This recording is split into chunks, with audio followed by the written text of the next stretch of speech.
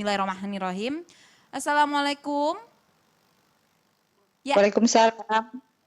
Ya, silakan Ibu curhatnya.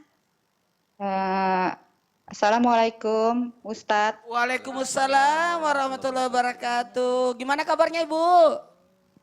Alhamdulillah sehat. Masya Allah. Ya, silakan, Ustadz, saya mau tanya. Saya kan, anak saya itu kan kerja di perkebunan. Tapi berapa hari ini kelakuannya agak berubah. Karena setiap habis maghrib dia selalu teriak-teriak dan marah-marah, minta pulang gitu Ustadz. Padahal dia udah di rumah. Kadang-kadang juga kalau tengah malam suka keluar rumah, berdiri dekat pagar berjam-jam Ustadz.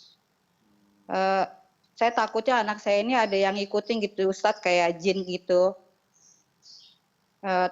Yang saya khawatirin, apa benar jin itu bisa merubah sifat manusia Ustadz?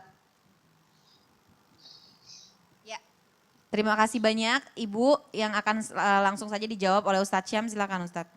Jin tidak bisa merubah sifat manusia, tapi bisa merubah kebiasaannya.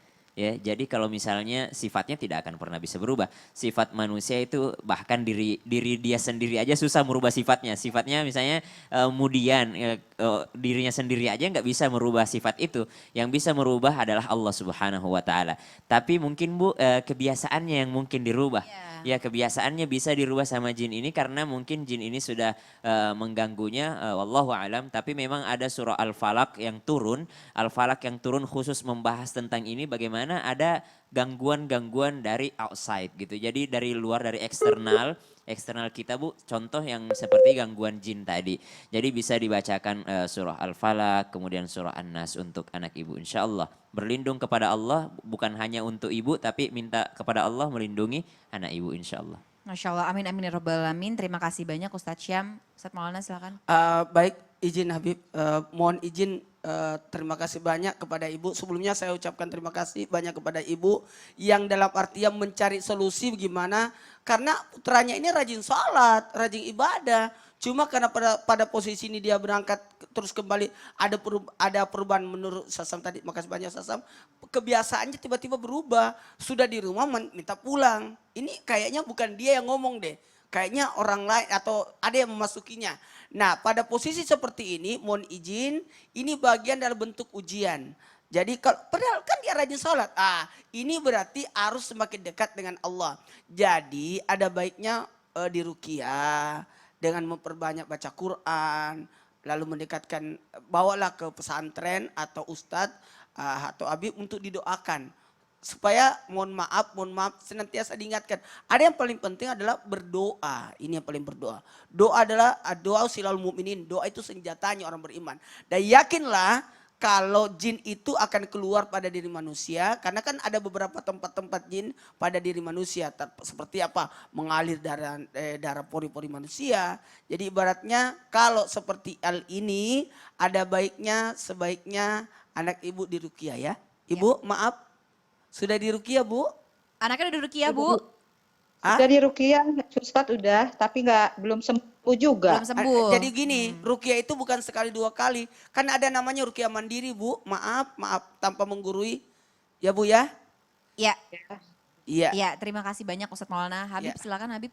Ada susunan dari habaib kita, khususnya dari Imam Al-Habib Abdullah bin Alawi Al-Haddad.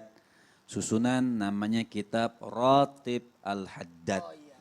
Ratib Al-Haddad ini dibaca habis maghrib, Ibu bisa sangat mungkin banyak sekali di toko-toko kitab ada itu. Di kitab Majmu' Syarif. Di Majmu' Syarif enggak ada Majmu' Syarif, enggak ada. Ada Ratib Al-Haddad. Mungkin juga ada, mungkin saya di dalamnya. Oke, di dalamnya.